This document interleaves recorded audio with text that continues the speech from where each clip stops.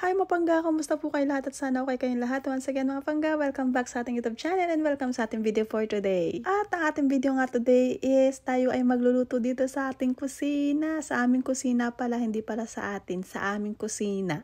At dahil nga wala tayong amo, tayo ay magluluto ng ating ulam at magluluto din ako dito ng banana cake mga pangga. And sana magustuhan nyo tong video na to mga pangga. Once again, kung hindi pa kayo nakakapag-subscribe sa aking YouTube channel, please do subscribe and pakiclick na rin ang notification bell para lagi kayo updated sa aking mga bago na-upload na mga video. Woo! At dito nga ay nagluluto nga ako dito ng ating ulang mga pangga. Ito nga ay ang chicken adobo! At dito nga mapanggay, nag-umpisa na nga akong magluto dito at ginigisa ko na nga itong manok na to para naman maluto na siya at mawala na ang kanyang lansa. Ngayon na nga mapangga, tayo naman ay may kanya-kanyang luto kung paano natin lutuin ang ating mga ulam. Basta naman, ang importante dito ay maluto natin ng maayos ang ating kakainin. O diba, may pasayaw-sayaw pa ang inday nyo.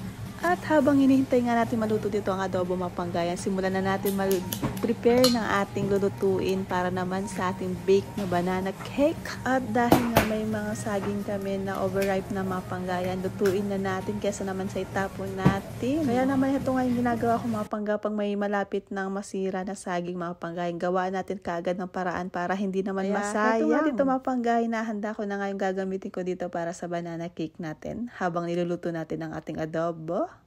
Ayan nga, di ba multitasking?